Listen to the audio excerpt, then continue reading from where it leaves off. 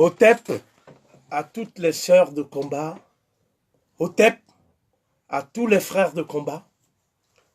Je suis le sèche Kovi Rekmire et je suis en charge de la coordination de l'Université panafricaine des savoirs, Imhotep. Je voudrais vous inviter à participer samedi 16 février 2019 de 14 h à 19 h à la librairie panafricaine Tameri Sematawi à une conférence qui, à bien des égards, s'annonce très important.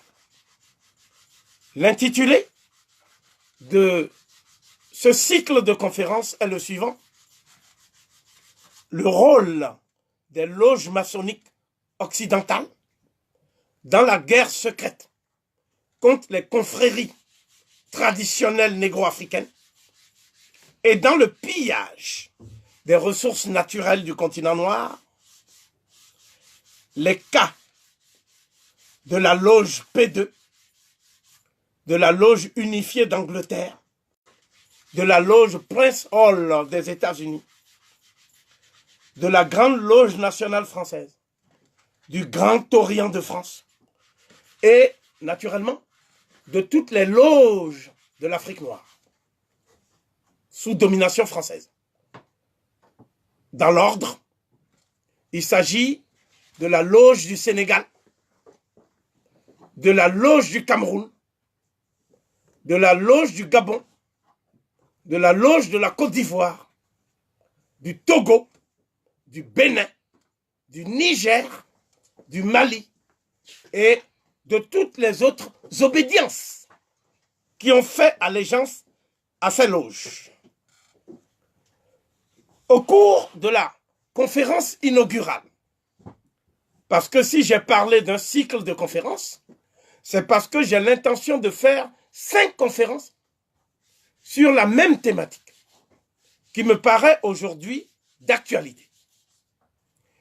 Au cours de la première conférence inaugurale, je mettrai l'accent sur 5 thématiques qui n'ont pas été élucidées de façon correcte et intelligible jusqu'à nos jours. La première thématique, c'est la véritable origine de la franc-maçonnerie. Comme vous le savez, plusieurs hypothèses sont avancées par ceux qui font profession d'études d'histoire de la franc-maçonnerie. Pour les uns, les francs-maçons seraient les bâtisseurs des cathédrales. Comme vous le savez, il ne se passe pas une semaine sans qu'on écrive dans les journaux à sensation le mystère des bâtisseurs des cathédrales. C'est devenu un thème, un créneau très rentable économiquement. Donc, qui sont ces fameux bâtisseurs des cathédrales? Quel rôle ils ont joué durant le Moyen-Âge? Et comment et pourquoi nous pensons aujourd'hui que ce sont eux qui ont des liens avec ce qu'on appelle les alchimistes? Je vais donc élucider la notion d'alchimie.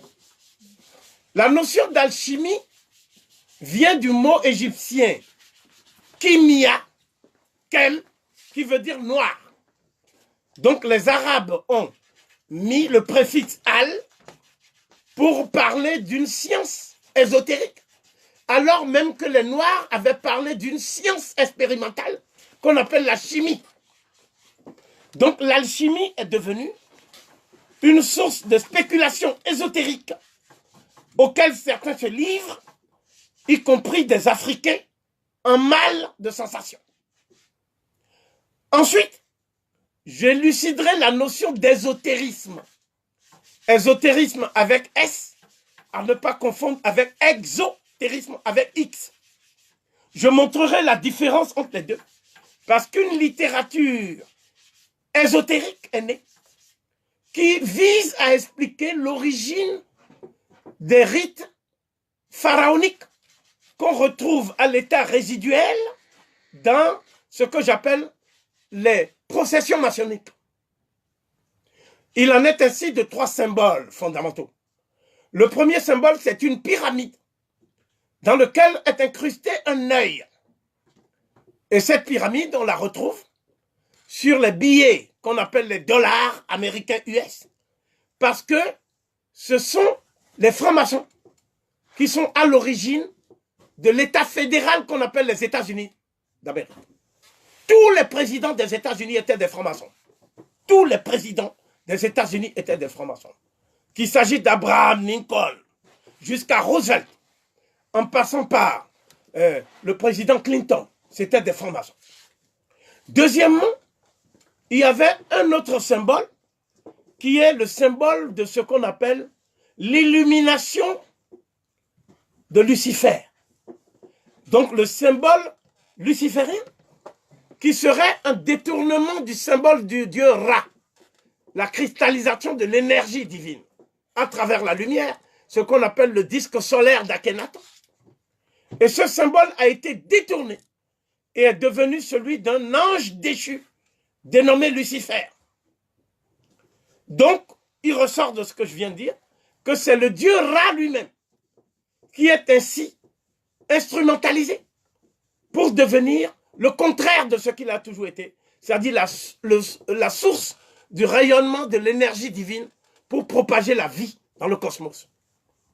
Le dernier symbole, c'est celui du temple maçonnique. Comme vous le savez, on dit qu'il existe un temple de Salomon, ce roi juif qui aurait laissé des merveilles. Mais j'attire votre attention sur le fait que ce temple a été dessiné par des juifs et des occidentaux à leur suite pour pouvoir rivaliser avec les vrais temples qui, eux, existent réellement. Voilà pourquoi on n'a jamais pu faire des fouilles archéologiques où on a trouvé même les fondations de l'hypothétique temple de Salomon. Quoi qu'il en soit, c'est à partir de cette légende qu'on a construit l'idée qu'il y a les Templiers. Qui sont les Templiers? C'est la deuxième hypothèse pour rendre compte de l'origine des francs-maçons. C'est une secte militaro-mystique qui attaque ce qu'on appelle les populations que Paul, Saül de Tarse, lui-même disciple de Gamaliel, c'est-à-dire les populations qui sont dans une sorte de secte. Et cette fameuse secte, c'est ce qu'on appelle effectivement la secte de Paul de Tarse, de Saül de Tarse. Donc cette secte, certains se réclament de l'héritage de Gamaliel pour expliquer ce qu'on appelle les Templiers. N'oubliez pas que dans les synagogues, qui étaient en fait des reprises des temples égyptiens, il y avait 3 types de fonctions. Il y avait ceux qu'on appelle les gardiens du temple. Il y avait ceux qu'on appelle les marchands du temple. Et il y avait ceux qui s'occupaient de rançonner, je dis bien rançonner, les fidèles de l'espace synagogal. Donc, une pratique consistait à aller voir des populations qu'on appelle les gentils. C'est le cas de Saül de Tarse. Qui sont les gentils?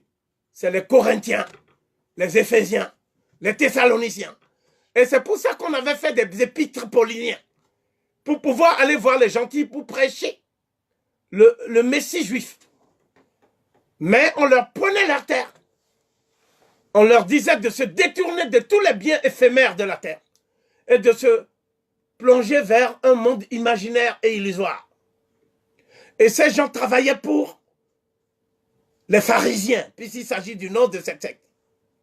Et non seulement ils travaillaient pour les pharisiens, mais à la fin, ils étaient souvent même suppliciés et éliminés quand ils étaient inaptes au travail. Donc, ce que je veux dire par là, c'est que les Templiers, c'était une secte guerrière qui, sous des couverts d'humanisme ou de ce qu'on peut appeler la fraternité, vous voyez ces deux mots-là, vous les retrouverez dans l'idéal maçonnisme. La fraternité et l'humanisme. Vous voyez, fraternité parce que les maçons s'appellent les frères de lumière. Humanisme parce qu'ils disent qu'ils sont les gardiens de la divinité de l'humanité. Et donc, nous voyons dès le IIe siècle s'ébaucher ce qui va devenir la structure mère à partir de laquelle la franc-maçonnerie historique va émerger. Il s'agit de l'hermétisme. L'hermétisme, c'est tout simplement la spoliation de l'héritage de la science sacrée du collège de Kéménou, que nous appelons à tort Hermopolis.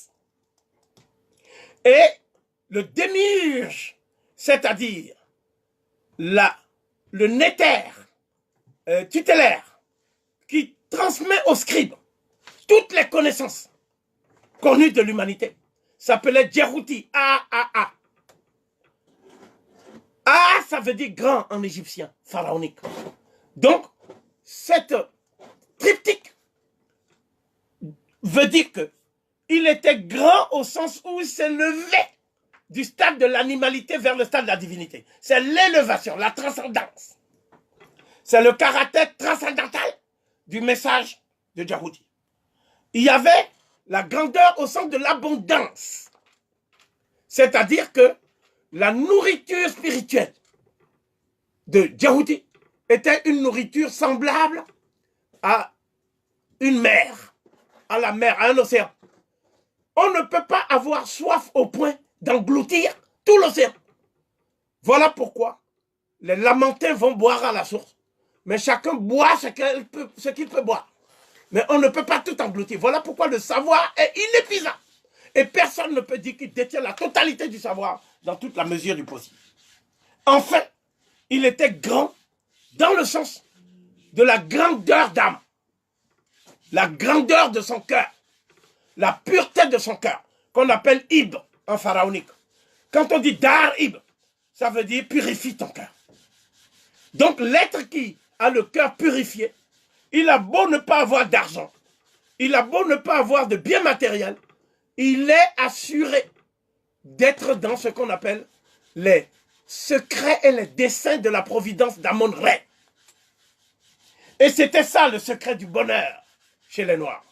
Ce que l'institution maçonnique va détourner à travers un texte que je vais révéler samedi, qui s'appelle le Corpus Hermeticum. C'est à partir de ce texte, le Corpus Hermeticum, que l'idéal maçonnique est apparu.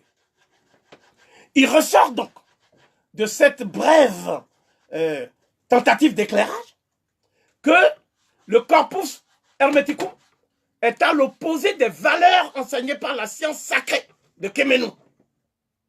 Et c'est seulement après la destruction du temple, le dernier temple de Philae, par l'empereur Justinien et les croisés qui venaient avec lui de Byzance. C'était un empereur byzantin. C'est seulement à partir de ce moment-là que l'hermétisme va se propager en Égypte même pour détruire les valeurs de l'Égypte.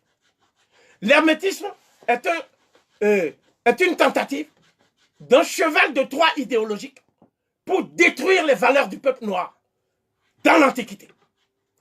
Donc, on voit bien que l'ancien manuscrit qu'on appelle Koké, qui est conservé actuellement à la Bibliothèque britannique, dans le paragraphe 281 et 326, on voit que toute la sagesse accumulée depuis la nuit des temps, et dont parle par exemple Favre d'Olivet dans son histoire philosophique du genre humain, et dont parle par exemple Churet dans son ouvrage intitulé Les Grands Initiés, c'est la race noire qui est dépositaire et récipiendaire de cette sagesse immémoriale. C'est pour dépouiller la race noire, c'est-à-dire les Nubiens, qu'on appelle Nehesiu, et les Égyptiens de la période pharaonique, qu'on appelle les Remetou. C'est pour les dépouiller de ces connaissances multimillénaires que l'hermétisme est apparu.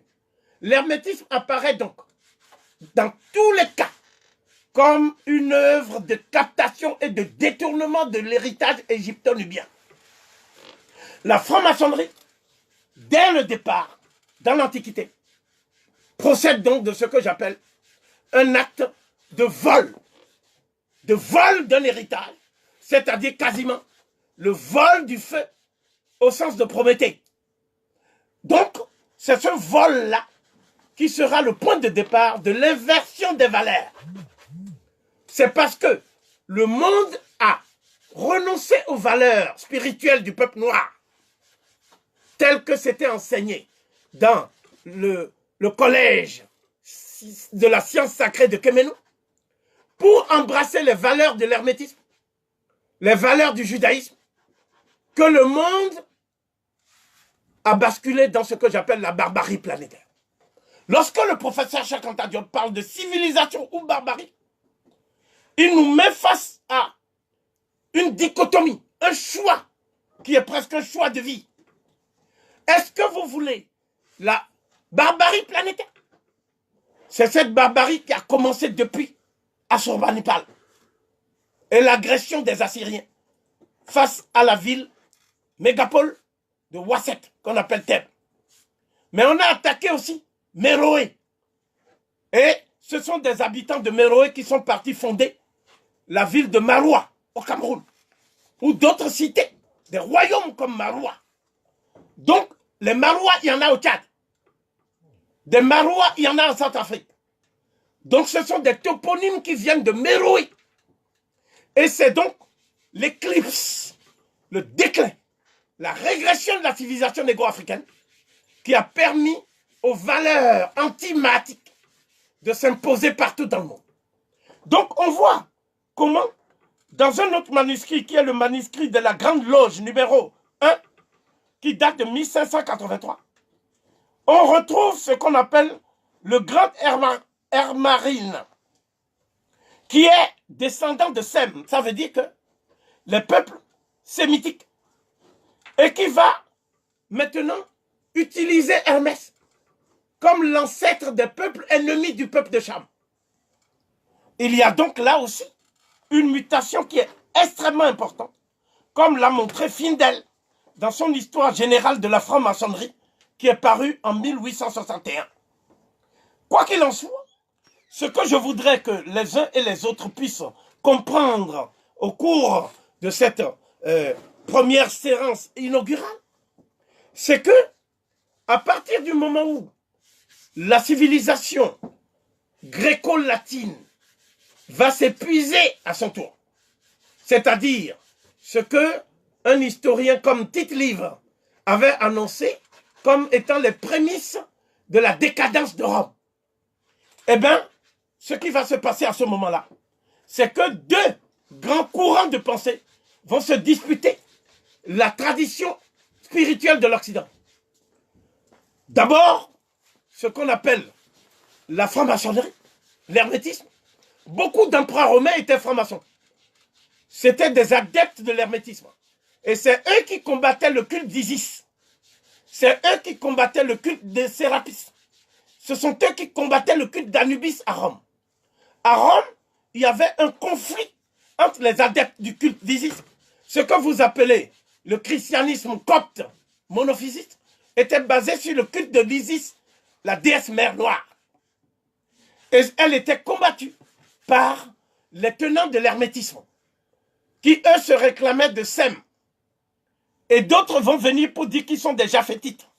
Ceux qui vont venir pour dire qu'ils sont des Japhétites, c'est-à-dire qu'ils se réclament d'une filiation indo-européenne, ce sont de ces gens-là que parle par exemple Oswald Wirth. Wirth, c'est-à-dire son nom c'est W-I-R-T-H.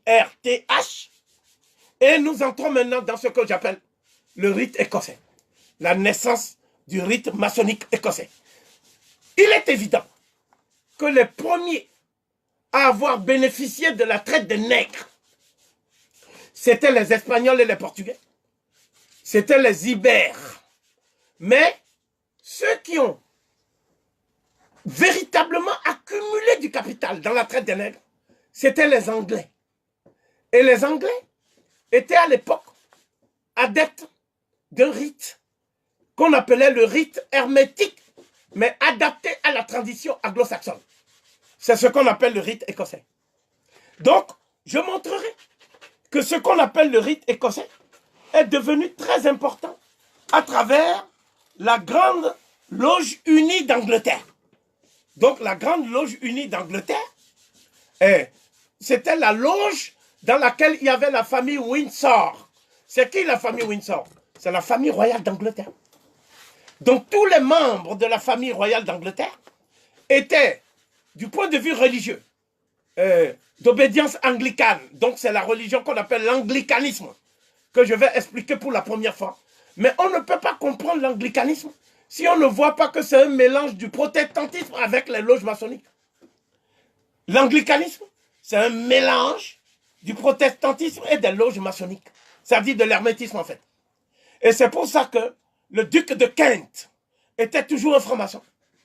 C'est pour ça que le mari de la reine d'Angleterre, c'est-à-dire la reine actuelle, Élisabeth, le mari de son ancêtre qu'on appelait la reine Victoria, étaient tous des maçons, des francs-maçons. Et ce sont des francs-maçons qui ont été à l'origine du projet colonial de la Grande-Bretagne et de l'Angleterre.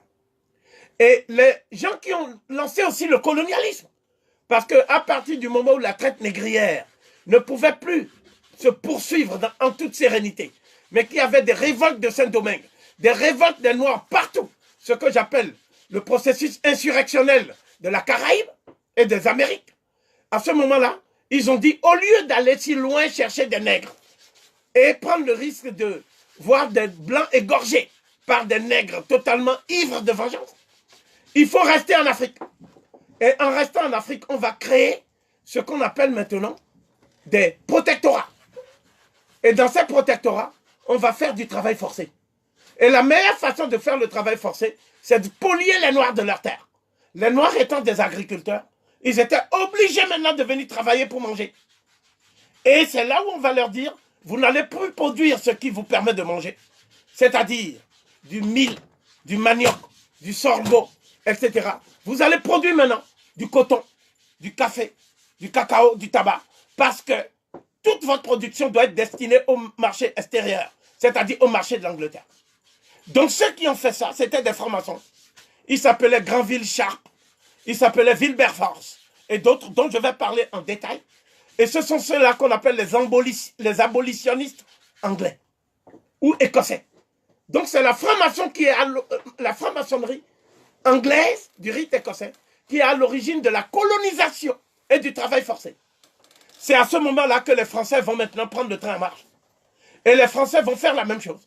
Mais cette fois-ci, vous aurez le nom de Victor Schœlcher. Et Victor Schœlcher, c'était un franc-maçon, et non seulement un franc-maçon, mais il gérait lui-même des colonies pour le compte de ses parents. Et ce n'est pas un homme qui a voulu le bien des Noirs, parce qu'il n'a pas un seul kilomètre carré où on ne trouve pas de lycée Victor Schœlcher. Tout ça aux Antilles. Victor Schœlcher était un franc-maçon qui a fait la colonisation, c'est-à-dire la substitution du travail forcé à la traite négrière. Il a fait ça pour des questions de rentabilité économique. Il ne l'a pas fait pour des raisons philosophiques et humanitaires, contrairement à beaucoup d'Africains, ce que les Africains pensent. C'est pour ça que j'ai parlé aux Caraïbes, en Guadeloupe, lorsque j'ai fait ma conférence en Guadeloupe, de déscholchérisation des esprits. J'ai dit, j'étais venu pour déchouquer Schœlcher et pour déscholchériser les esprits des nègres. Donc, cette histoire doit être connue des Africains. Parce qu'aujourd'hui, le 10 mai en France, qu'est-ce qu'on commémore? On ne commémore pas les résistances de nos ancêtres. On commémore la bonté des abolitionnistes blancs. C'est ça qu'on commémore le 10 mai. La vraie date de commémoration, c'est le 22 août. C'est la date où les résistants africains ont pris leur liberté à Saint-Domingue, après la cérémonie du Bois Caïmoun, qui a duré du 14 au 22 août 1791. Donc, cette idée selon laquelle les loges maçonniques ont bénéficié de l'argent de la traite des négrières, cette idée est d'autant plus prégnante que Voltaire était franc-maçon. Le fameux philosophe Voltaire, qui était actionnaire de la Société des Indes occidentales, était franc-maçon. Montesquieu étaient francs-maçons. Et ils ont tenu tous les mêmes propos, à savoir que le noir a une apparence humaine, mais Dieu ne peut pas avoir fait un cœur bon dans un corps tout noir. Et que c'est légitime de les vendre. Parce que si on les vend, ça permet à l'Europe de faire le progrès. C'est-à-dire, c'est grâce au sucre qui vient du sang et de la sueur des Noirs que Voltaire mangeait. Et il se dit ami de la liberté. C'est pour ça qu'ils ont créé la Société des Amis des Noirs. La Société des Amis des Noirs était une société qui gagnait de l'argent sous prétexte d'éduquer les Noirs, de leur permettre d'avoir du progrès. Mais en fait, cette société vivait sur le dos de l'esclavage des Noirs et du travail forcé. Donc, c'est pour ça qu'il y avait aussi le club Massiac en France, qui était le club des colons, n'est-ce pas? Et ce club était gangréné par les francs-maçons, infiltrés par les francs-maçons. Mais l'Église catholique, c'est elle qui va créer la structure maçonnique la plus cruelle et la plus raffinée qui soit. Ça s'appelle la loge P2. La loge P2 du Vatican, c'est la loge maçonnique qui manipule l'Opus Dei, n'est-ce pas? L'Opus Dei a été créé par un Espagnol colonialiste et nostalgique qui a dit qu'il ne faut pas donner la liberté aux Noirs. Parce que le jour où on donnera la liberté aux Noirs, ce sera la fin de la race blanche. Et c'est un tel homme qui est à l'origine de ce que j'appelle l'Opus Dei, l'œuvre de Dieu, qui est une société secrète, qui a infiltré l'Afrique aujourd'hui, et dont certains membres sont les cardinaux africains les plus importants de la curie romaine, comme le cardinal Arinze, et comme Monseigneur Monsengo, ou d'autres qui sont aujourd'hui ceux qui préparent ce que j'appellerais la recolonisation spirituelle de l'Afrique noire. Donc, la loge P2 s'est caractérisée ces dernières années par un certain nombre de crimes spectaculaires. La loge P2 est à l'origine de l'élimination du pape Jean-Paul Ier. Dès lors que le pape Jean-Paul Ier a dit qu'il allait diligenter des enquêtes sur les activités du cardinal Marcinkus, qui lui s'occupait en fait de la Banque du Vatican. Et on a vu au terme de ces enquêtes que la Banque du Vatican recyclait l'argent de la drogue, recyclait l'argent du trafic des médicaments, recyclait l'argent du trafic des armes, alors même qu'on dit aux gens que le Vatican est au service d'un Dieu d'amour. Et c'est à partir de là qu'on a mis en évidence les liens entre la loge P2 et le cartel de Medellín. Le cartel de Medellín, c'est ceux qui vendaient la drogue en Colombie avec Pablo Escobar. Et Pablo Escobar, au moins, il donnait l'argent aux pauvres. Il donnait, redistribuait l'argent aux pauvres. Mais ceux du Vatican, c'est-à-dire le cardinal Vio, et tous ces gens-là, et aussi le pape qui dit qu'il a démissionné, c'est-à-dire, effectivement, le pape allemand, qui était dans les jeunesses hitlériennes, hein, c'est-à-dire Ratzinger. Tous ces gens-là étaient impliqués jusqu'au cou dans ce qu'on peut appeler les activités délictueuses et mafieuses de la loge P2. C'est la loge P2 qui, aujourd'hui, gangrène les pays africains et travaille directement avec les loges maçonniques. Alors qu'on vous dit que la franc-maçonnerie et l'Église ne s'entendent pas. Mais sur le terrain africain, la franc-maçonnerie et l'Église travaillent de concert. Et leur but, c'est de détruire les confréries africaines traditionnelles. Parce que ces confréries africaines traditionnelles qu'on a diabolisées. Par exemple, la confrérie Malinké de Como a été diabolisée. Et le rôle, c'est d'utiliser les enfants des initiés pour infiltrer sa confrérie. Et qu'est-ce qu'on fait maintenant? Il y a une branche d'une confrérie du Gabon. Et cette confrérie a été initiée par les Pygmées, qui ont donné ensuite ces connaissances scientifiques, médicinales, dont parle le doyen Victor Bissengué dans ses travaux sur les Pygmées Aka. Ces connaissances ont été données aux Apindji. Et c'est les Apindji qui sont à l'origine de ce qu'on appelle le rite Bwiti. Je montrerai comment le rite Bwiti est directement lié au rituel pharaonique. Je montrerai que parfois même les formules sont identiques, les connaissances identiques. Et ces connaissances sont sorties du même sanctuaire. Et ce sanctuaire, c'est ce que j'appelle la région des Grands Lacs africains et les sanctuaires de Nubie. Donc, les confréries africaines notamment les confréries les plus combattues en Afrique aujourd'hui, sont au nombre de 4. Il y a une confrérie qu'on appelle la confrérie des Congos, c'est-à-dire les dompteurs de léopards. Cette confrérie est la plus combattue parce que depuis les Portugais, c'est-à-dire depuis 1525, il y a eu au moins 40 millions de morts au Congo. On appelait Congo la RDC actuelle, le Congo-Brazzaville, l'Angola, le Gabon, une partie du Cameroun. Tout ça, c'était dans l'empire, l'ancien royaume du Congo, dont la capitale se trouve actuellement en Angola, qu'on appelle Mbanza-Congo. Donc cette confrérie-là, on continue à lui faire la guerre aujourd'hui. Parce que le Congo, le bassin du Congo, c'est le lieu où il y a les 3/4 des réserves énergétiques et minières de la planète. Il y a ensuite le Nigeria. Si vous avez des sectes comme Boko Haram, ce n'est pas pour rien. Boko Haram, c'est une secte qui a été formée par des francs-maçons islamistes, c'est-à-dire la famille qu'on appelle les Ibn Saoud, qui règne sur l'Arabie Saoudite. Ce sont des sionistes arabes, islamistes. Et ils ont créé une légion qu'on appelle Islamic Freedom Fighters. Et cette légion, un de ces détachements, c'est ça qu'on appelle Boko Haram.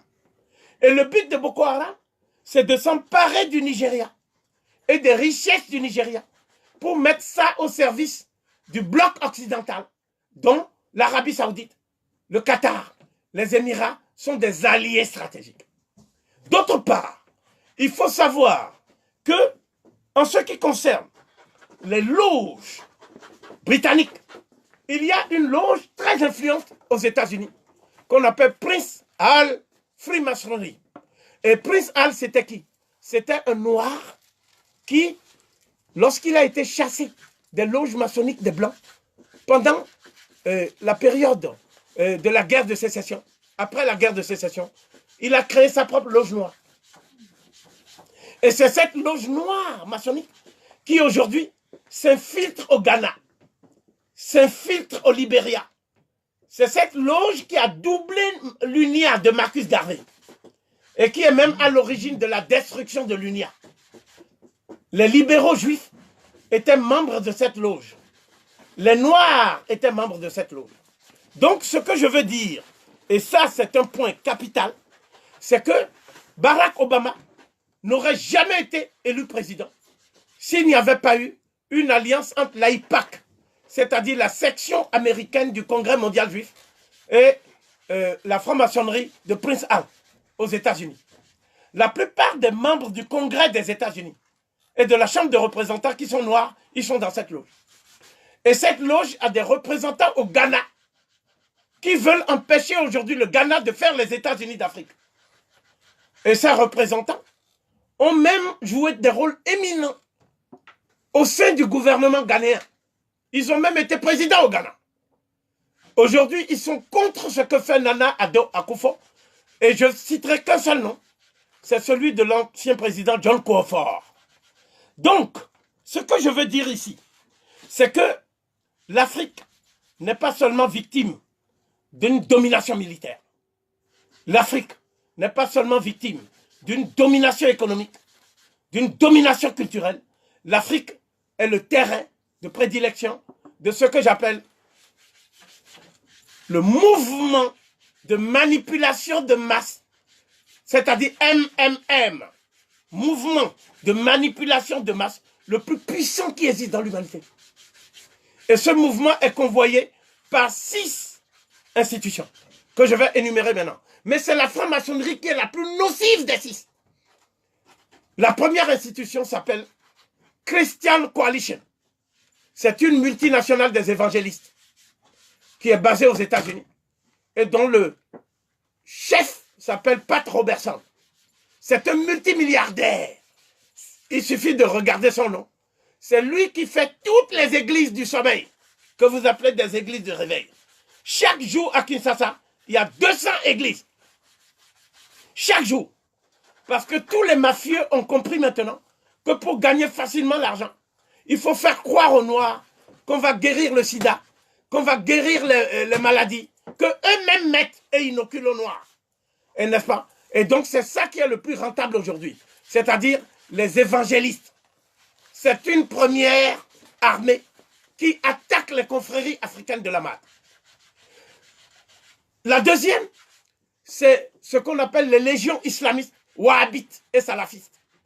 Et eux, ils sont en train d'infiltrer toute la zone sahélo-sahélienne, depuis la Libye, qui est devenue maintenant un chaos géopolitique.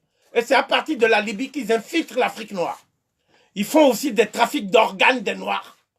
Ils font un certain nombre de crimes, des viols, etc., etc. aujourd'hui. Et l'Union européenne les finance. Parce qu'ils ont des camps de concentration pour les Noirs, qu'on appelle migrants. Ensuite, il y a le Benaï Bref. Le Benaï Bref, c'est le Mossad. C'est-à-dire des gens qui vont en Afrique pour dire qu'ils sont à la recherche des Juifs noirs perdus. Donc, ils disent que les Congolais sont des Juifs, que les Ivoiriens sont des Juifs. Et leur groupe, ici en France, s'appelle la Fédération des Juifs Noirs de France. Et cette Fédération des Juifs Noirs de France est membre du CRIF, c'est-à-dire le Conseil représentatif des institutions juives. Donc, il y a les loges maçonniques, dont je vais parler pendant 5 séances. Là, ce n'est que l'introduction générale. Il y a aussi ce qu'on appelle la Rose-Croix à Morque. La Rose-Croix à Morque, c'est encore une autre obédience qui a été fondée par les gens qui ont volé les connaissances des Coptes, qu'on appelle les gnostiques. Ces gens-là, depuis l'Antiquité tardive, ils ont volé les connaissances des Coptes. Et leur grand maître, qui s'appelle le grand maître Bernard, est l'ami personnel de Paul Biya. Et il va chercher des valises de billets au Cameroun chaque fois qu'il a envie d'aller. Donc, au Cameroun, aujourd'hui, le gouvernement camerounais est allié de ces loges. J'attire votre attention sur le fait que ces loges aussi pratiquent l'homosexualité et un certain nombre de déviations sexuelles qu'ils veulent imposer à l'Afrique au nom de la lutte contre l'homophobie. Et ils disent que si les pays africains n'acceptent pas de faire des gay pride et de faire un certain nombre de parades diaboliques, eh bien, ils n'auront plus d'argent. On ne va plus donner d'argent aux pays africains. C'est pour ça que le Ghana a dit il n'y a pas de promotion de la gay pride au Ghana. Et le Ghana n'a pas d'argent à prendre auprès du FMI et de la Banque mondiale. Le Ghana est le premier pays africain de l'Afrique subsaharienne qui refuse l'aide et les crédits du FMI et de la Banque mondiale. De manière à ce qu'on puisse appliquer nos propres valeurs de civilisation, qui sont les valeurs qui ont présidé à l'aube de l'humanité. Enfin, il existe aussi des groupes que vous n'avez pas aujourd'hui. Vous ne faites pas attention à ces groupes. Mais ces groupes existent. Ces groupes procèdent de la manipulation mentale. On les appelle comment? Les coachs du développement personnel. Quand vous allez dans les rayons de la FNAC, vous voyez beaucoup de livres qui parlent du développement personnel. Vous voyez? Et ces livres sont achetés par les Noirs. Et les Noirs, non seulement ils achètent des livres, mais ils vont fréquenter des gourous. Donc des leucodermes qui eux-mêmes sont des névrosés, qui prétendent équilibrer psychologiquement les Noirs qui sont en train de détruire mentalement et moralement. Donc, tous ces groupes-là sont en train de se battre aujourd'hui contre les confréries africaines. Il y a, après la confrérie des docteurs de Léopard, il y a la confrérie des Ogboni du Nigeria, la confrérie d'Ile-Ife, une des plus puissantes de l'Afrique noire. C'est cette confrérie qui est en train de se battre contre Boko Haram et qui a presque vaincu aujourd'hui Boko Haram. Il y a ensuite la confrérie des docteurs de Lyon. Ça, c'est plutôt ce que faisaient les empereurs d'Éthiopie. Parce qu'on voit Ménélique II avec des lions. Oh, il marche avec des lions. Il parle au lion. Il demande au lion de se coucher. Le lion se couche. Il dit au lion de se lever, le lion se lève. Donc, cette puissance, cette emprise sur le monde animal, sur le monde végétal, sur le monde minéral et sur le monde astral,